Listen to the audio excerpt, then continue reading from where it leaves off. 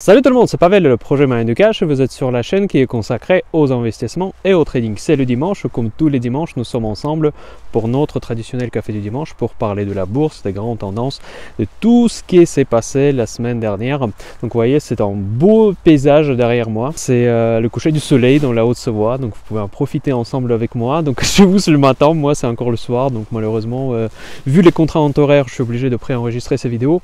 Mais j'espère que vous allez passer un bon dimanche. On va commencer cette journée par notre petite traditionnelle discussion sur la bourse et la finance. Au menu de cette vidéo, donc on va parler bien évidemment de la réunion de la Réserve fédérale. Elle était très importante, historique presque.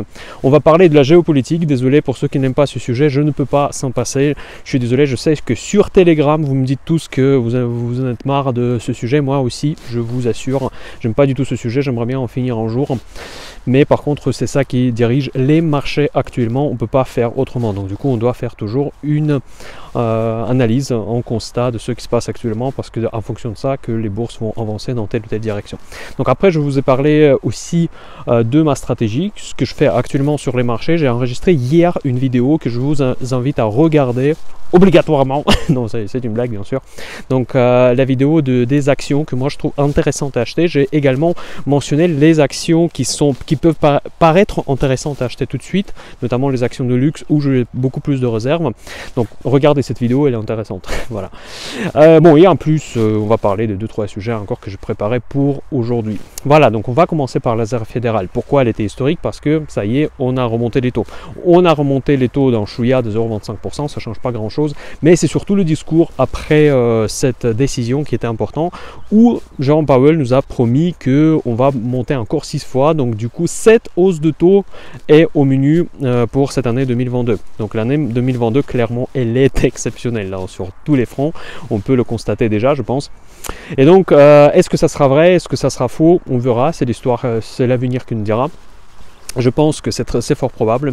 Et sur le coup d'ailleurs, les anticipations de Goldman Sachs qu'ils ont évoquées à la fin de l'année dernière, elle était juste. J'en ai fait un post sur mindcash.fr par rapport aux prévisions de Goldman Sachs qui s'attendait à cette hausse de taux en 2022. Donc d'ailleurs, j'ai oublié de vous dire qu'il faut s'inscrire, tout ça vous savez faire. N'oubliez pas un like, c'est très important pour moi pour développer cette chaîne gratuite. Et pourquoi j'en parle maintenant? Parce que sur mindcash.fr, vous avez tous les jours, mais pratiquement tous les jours, j'essaie de faire un post sur mon sentiment du marché et sur le synthèse de la presse. Donc du coup, il y a pas mal de choses intéressantes que je communique sur le site. C'est gratuit, vous pouvez vous inscrire, donc ça ne va pas vous coûter un centime. Voilà, donc du coup, qu'est-ce que ça nous inspire en fait, c'était attendu, donc franchement, pour moi, c'était pas une grosse nouvelle. Le discours après la remontée des taux, il était quand même assez, on va dire, fort. Donc c'est vraiment le changement du paradigme. Pourquoi c'est le changement du paradigme? Tout simplement parce que depuis 2008-2009, nous vivons dans ce monde inondé de liquidités. Ça semble être la fin de ce monde. Donc quel sera le nouvel paradigme? On n'en sait rien. Il ne faut pas non plus être trop pessimiste parce qu'on ne sait pas quel sera le paradigme, mais ça ne va pas dire que ça va être une mauvaise paradigme ou pire qu'on vit aujourd'hui. Bon, moi je ne le vois pas quelle sera la nouvelle, mais bon, en tout cas soyons patients. On va voir ce que la Fed et toutes les banques centrales vont nous proposer comme une alternative à ces injections massives des liquidités dans le système financier. Donc pour l'instant on a le brouillard. Pour finir sur le sujet de la Fed, en fait, que les bourses ont très bien accueilli ces nouvelles. C'était assez surprenant parce que quand même, je trouve que c'était quand même un peu moins bien que prévu.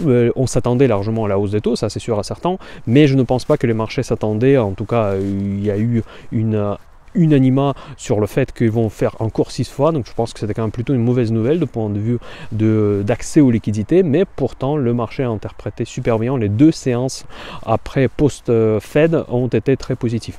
Et donc du coup, généralement, cette semaine, elle était très positive. Et si vous vous souvenez, ma vidéo la semaine dernière, je vous ai parlé de la hausse des marchés, donc de potentiel de hausse des marchés, fort rebond, et ce rebond a commencé cette semaine. Je ne sais pas si ça va continuer d'ailleurs la semaine prochaine, à voir, donc lisez mes posts tous les matins, donc vous allez tout savoir.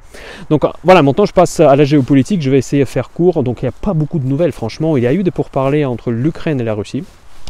Donc ça n'a rien donné, comme j'ai anticipé également. Pourquoi j'ai toujours raison en anticipant qu'il n'y aura pas de résultat dans les pourparlers? Pourtant, pour ceux qui ne sont pas peut-être dans le conflit, parce que moi je suis d'origine russe, donc malheureusement je suis obligé de vivre cette crise, j'avoue, difficilement, très difficilement.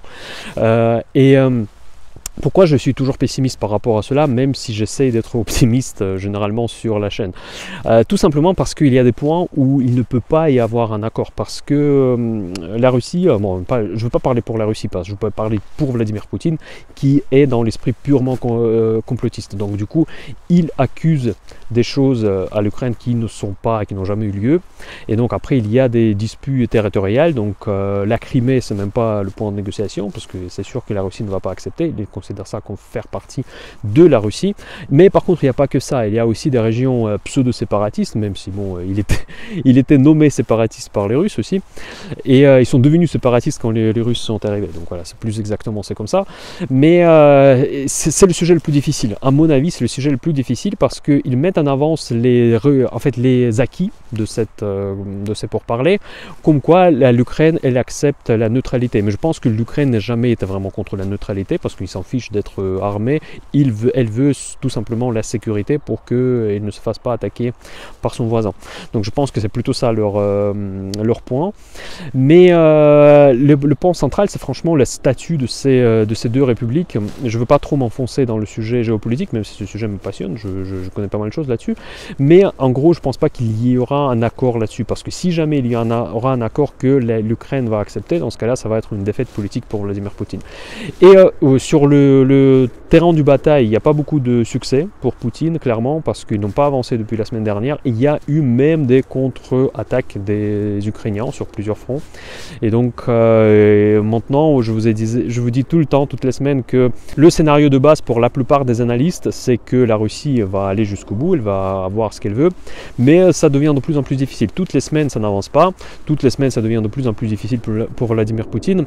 Et la victoire de l'Ukraine, la victoire sec, en fait, si vous me permettez, avec le soutien des Occidentaux, même si l'Ukraine, il dit que le soutien n'est pas suffisant, je ne veux pas rentrer encore une fois en débat, parce que bon, il y a beaucoup de choses à dire, mais dans tous les cas, il y a beaucoup d'approvisionnement en armes, en fait, il y a beaucoup d'aide financière à l'Ukraine, donc il n'y a pas normalement à dire que l'Ukraine n'est pas soutenue par les Occidentaux, quand même. Peut-être qu'ils ont voulu plus de soutien, mais il y a quand même du soutien, quand même.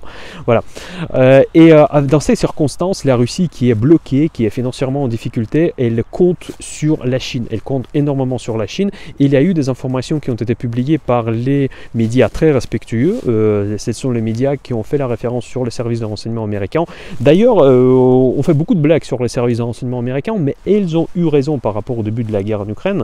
N'oubliez pas qu'ils étaient justes. Ils ont dit, bon, pas exactement la date, mais ils ont évoqué plusieurs dates, mais finalement, sur le fait que l'invasion aura lieu, il avait raison. Donc, peut-être dans certains points de vue, on peut quand même les croire, donc ils ne disent pas que des conneries. Et donc, cette fois, ils disent que, effectivement, la Russie a demandé de l'aide à la Chine. Et l'aide pour les, je ne sais pas comment dire en français, vous savez, c'est les appareils, c'est une espèce d'avion où il n'y a pas de pilote dedans, qui sont en automatique, un peu comme voiture autonome, mais l'avion autonome.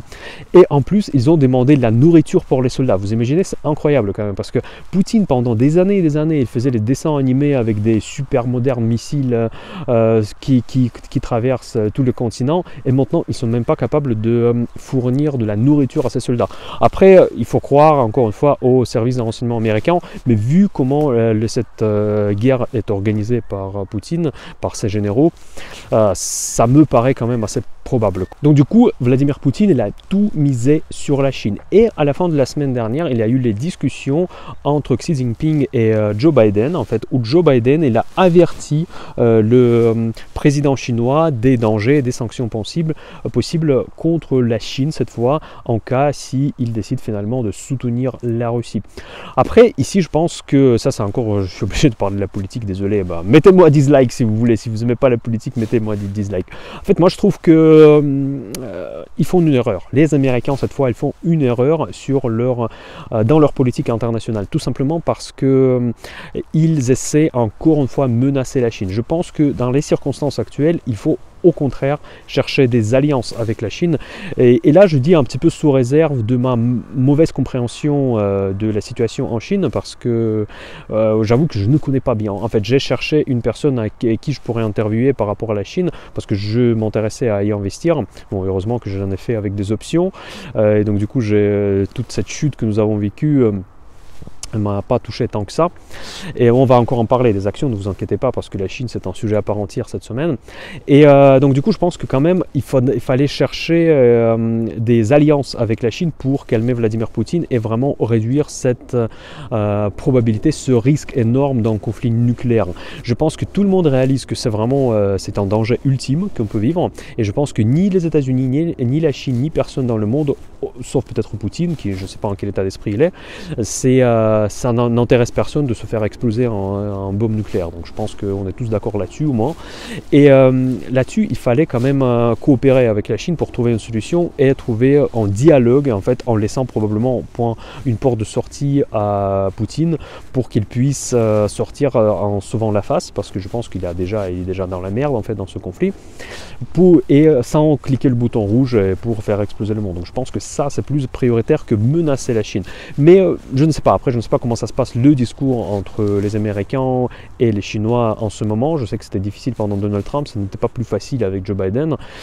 Bon, finalement, à voir. Je ne pense pas qu'ils sont sur une bonne piste. Je pense qu'il fallait plutôt négocier, il fallait plutôt trouver un moyen probablement proposer des compromis aux Chinois afin de vraiment baisser ce risque ultime.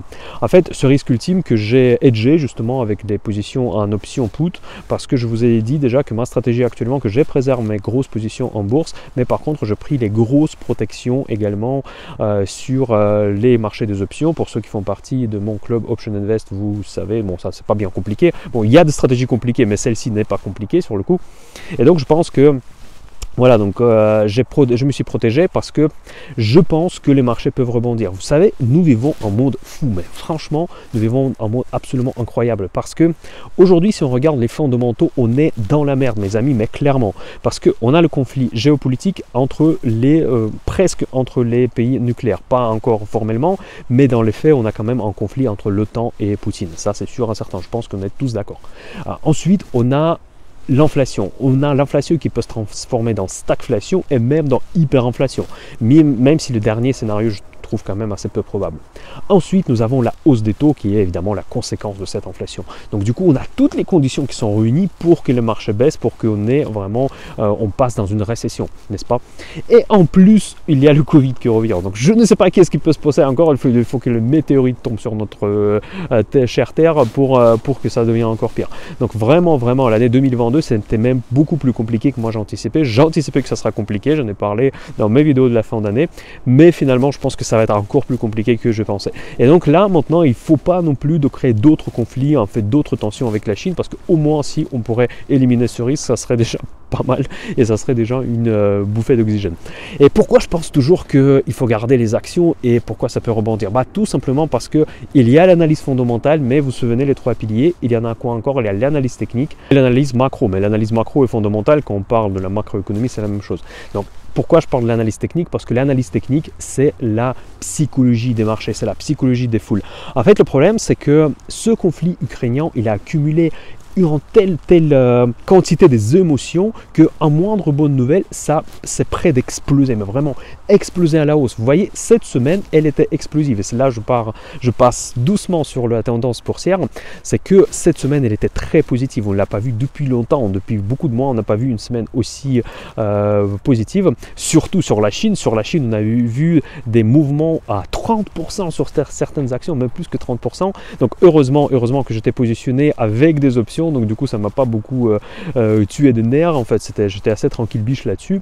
Donc j'ai des options call sur les actions chinoises justement pour cette raison là, parce que je pense qu'il y a un énorme downside potentiel, on peut tout perdre tout simplement, mais par contre je trouve que ces actions sont très sous-valorisées. Je ferai pareil d'ailleurs sur les actions russes, mais sur les actions russes c'est très compliqué aujourd'hui d'avoir l'accès aux instruments complexes, mais bon ça c'est une discussion un petit peu à part. Et voilà, et donc du coup psychologiquement, quand ils ont commencé à parler de la paix, en fait, et quand ils ont annoncé qu'il y a des points de compromis qui ont été trouvés entre l'Ukraine et la Russie, même s'il n'y avait rien dans les faits, vraiment, il n'y a eu rien du tout. Par contre, les marchés ont utilisé cette prétexte complètement fictif, complètement virtuel, pour exploser à la hausse. Voilà, donc c'est parce qu'il y a énormément d'émotions. Vous voyez, le marché ne veut pas chuter, ne veut pas faire un crack à cause de l'Ukraine. Ça, c'est vraiment en fait aujourd'hui. En fait, on a complètement oublié de l'inflation, on a complètement oublié du Covid. J'ai vu même une image assez drôle que Vladimir Poutine, qui est un homme qui a battu le Covid, ça c'est vrai, parce qu'avec lui, on a complètement oublié de ce problème. Et finalement, maintenant, on parle que de ça, on pense que à ça, et dès que ça va s'améliorer, on aura un énorme upside sur le marché. Et à ce moment-là, moi, personnellement, je vais quitter la bourse. Bon, je ne vais pas quitter définitivement, je vais devenir trader. Et donc, c'est pour ça que je vous invite à vous inscrire à la chaîne Mind the Cash, parce que je vais communiquer très clairement sur le moment quand je vais sortir du marché. Je vais vous annoncer qu'est-ce que je veux faire, quelles sont les actions que je vais probablement garder à très long terme. Donc, ça sera, c'est facile à deviner parce que ce sera les actions de catégorie A, bien évidemment. Vous me connaissez déjà, j'imagine. Et donc, pour qu'on reste en contact, pour que vous sachiez tout, restez connectés, mettez une petite cloche pour être averti quand je publie des nouvelles vidéos, comme ça vous savez chaque publication qui arrive. Voilà, donc pour moi c'est ça le paradoxe des marchés actuels. Le marché il est illogique, clairement. C'est pour ça je pense que le titre de cette vidéo sera le marché irrationnel. C'est tout simplement parce que les fondamentaux sont très mauvais.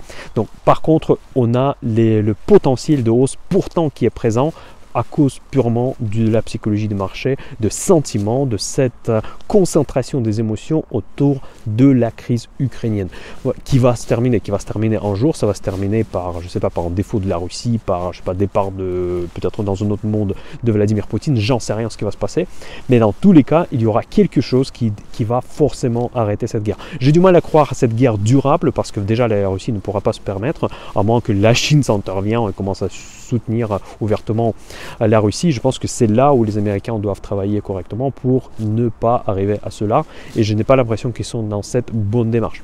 Voilà, maintenant je reviens sur les marchés. Donc là je vous ai parlé de la tendance, je vous ai parlé de la situation macro et de la Fed. En fait, qu'est-ce qu'on peut acheter? J'en ai parlé hier, mais il y a aussi un secteur qui m'intéresse actuellement, c'est le secteur de l'agroalimentaire. Ça fait un moment que je voulais vous enregistrer une vidéo intitulée Alimentation du XXIe siècle. J'allais parler de Beyond Meat, des choses comme ça, mais ce sont des sociétés de croissance. Et là aujourd'hui je ne suis pas très chaud du profil de la société de croissance parce que je trouve ça particulièrement risqué. Par contre, les entreprises alimentaires traditionnelles, c'est assez intéressant. Si je commence par les entreprises de la POA, donc Danone est la percée de la barre de 50. On était en dessous au début de la semaine. Je pense que c'était une superbe opportunité. Maintenant, on a repassé au-dessus de 50. Je pense toujours que cette valeur, honnêtement, elle est assez intéressante. En France, on a aussi Bonduelle. C'est assez intéressant également. Tout cela, pour moi, reste quand même un secteur assez défensif. Je vous rappelle que Danone, nous avons dans notre portefeuille POA ouvert que vous pouvez accéder sur le site mindthecash.fr si vous créez un compte gratuit. Voilà, ensuite, aux États-Unis, ce qui m'intéresse aujourd'hui, c'est General Mills, et la deuxième société, c'est Tyson Food. Pourquoi je préfère General Mills? General Mills, c'est la nourriture packagée. Donc, quand on parle de nourriture packagée, il y a un peu plus de valeur ajoutée, et donc du coup, les marges et les rentabilités de cette entreprise sont meilleures que pour Tyson Food. Voilà, donc cette entreprise que je privilégie actuellement, je regarde pour y investir. Elle a des très bons ratios, il a une très bonne rentabilité. Par contre, au niveau de momentum, je regarde un petit peu l'analyse technique, j'attends en pullback éventuellement pour rentrer sur cette valeur. Évidemment, je me suis déjà exposé pas mal sur les valeurs value, sur les valeurs minières, sur lesquelles j'étais très peu présent l'année dernière, bon, quasiment pas du tout présent. Donc là, j'en ai déjà communiqué, je pense que cette information a déjà été donnée sur le site mindthecash.fr. J'en ai déjà maintenant BHP Billiton, j'ai déjà Rio Tinto qui fait d'ailleurs partie aussi de notre portefeuille rentier. J'ai aussi dans le portefeuille rentier Barrick Gold, c'est une minière de l'or, parce que moi je suis positif sur l'or cette année, donc déjà j'avais raison parce que bon, j'étais positif quand on était à 1700. Et voilà, donc du coup mon portefeuille devient beaucoup plus value, beaucoup plus père de famille, et je pense que l'exposition sera inférieure à ce que j'avais avant. J'ai chopé quelques techs, mais pour l'instant je ne veux pas en communiquer tout simplement parce que je prends le risque, je l'admets. Par contre, il y a une bonne nouvelle pour cette année, que je vais commencer à publier mes positions sur le site mindthecash.fr dans le cadre d'un abonnement. Et il n'y aura pas que ça, il y aura énormément de screeners, il y aura aussi des différents shortlists, etc., etc. Donc il y aura beaucoup plus d'informations que je publie sur le site. Donc l'avenir de Mind the Cash va se passer clairement sur le site mindthecash.fr et le Club Option Invest, d'ailleurs, pour ceux qui font partie, je pense que je vais un jour aussi déménager sur le site mindthecash.fr et proposer un petit peu plus d'outils. Aujourd'hui, je l'ai fait sur Facebook, donc elle est accessible au prix très intéressant, donc c'est seulement 149 € actuellement, donc pour l'accès à vie. Donc et après, quand je fur et à mesure que je vais le développer, donc le prix peut monter. Donc si ça vous intéresse à apprendre à investir avec des options, chopez une opportunité maintenant, parce que après j'ai prévu aussi une autre phase de développement de ce club Option Invest, et donc du coup évidemment quand je vais proposer plus de contenu, forcément le prix peut changer. Et donc vu que je fais cette offre, j'essaie d'être très démocratique au niveau de tarif, que vous pouvez le rejoindre et vous avez l'accès à vie, donc vous faites partie du club Option Invest pour toujours. Voilà, en gros c'est ça, c'est ça les secteurs qui m'intéressent aujourd'hui. Je m'attends effectivement à une dernière vague de hausse qui va nous peut-être faire plaisir à nos portefeuilles et qui nous permettra de changer de stratégie parce que mes amis, le monde change. Franchement, le monde change, j'ai le sentiment, j'ai un pressentiment, j'ai un sentiment et j'ai des faits qui le prouvent. Donc cela veut dire que si le monde change, on doit changer aussi notre stratégie. Donc probablement le modèle de fonctionnement va être différent, peut-être d'ici un an déjà, le monde change vite aujourd'hui, on va vivre dans un monde complètement différent. On va espérer que ce monde sera meilleur qu'aujourd'hui, plus juste probablement. Je vous avais déjà parlé, j'ai fait une vidéo il y a longtemps sur le socialisme, le capitalisme, etc. Je vous ai partagé mes points de vue. Donc dites-moi dans les commentaires d'ailleurs si ça vous intéresse, je pourrais en refaire. Je suis assez critiqué pour le discours de géopolitique, donc je ne pense pas que ce sujet va vous intéresser beaucoup, mais si ça vous intéresse, dites-moi quand même. Et aussi, la deuxième question, j'aimerais bien poser dans les commentaires qu'il y a une autre classe d'actifs que ça fait longtemps on n'a pas parlé, c'est de l'immobilier. L'immobilier, beaucoup de choses ont changé cette année. Moi, je suis concerné parce que je suis en pleine recherche immobilière actuellement. Je vous garde le secret pour l'instant, qu'est-ce que c'est, ça va complètement changer le projet Mind Cash, vous allez voir. Et j'ai beaucoup de difficultés, c'est rigolo, je vais vous partager tout cela dans une vidéo que je serais vraiment ravi de partager avec vous. Parce que vraiment le monde d'investissement dans l'immobilier il a changé et je me demande pourquoi. Et si le sujet immobilier vous intéresse, dites-moi ça dans les commentaires, je veux voir. Est-ce qu'il y a beaucoup de likes pour cette vidéo? Et s'il y a beaucoup de commentaires qui me disent que l'immobilier ça m'intéresse, je vais vous faire peut-être pour le prochain café de dimanche, pour faire une petite pause encore, ne pas parler de la guerre. J'espère que ça va s'améliorer, au moins ça ne va pas s'aggraver. Et on va parler peut-être de l'immobilier, soit la semaine prochaine, soit la semaine d'après. Allez, je vous souhaite tous les meilleurs, passez un bon dimanche, reposez-vous. Donc là, il commence à faire vraiment très beau. Et je vous donne le rendez-vous la semaine prochaine sur le site mindcash.fr. Pour les membres d'Option Invest, je vais publier une vidéo sur la mise à jour après l'expiration de nos options. Et on va rester en contact sur le Telegram sinon. Allez, à très bientôt, Mindcash, bye bye.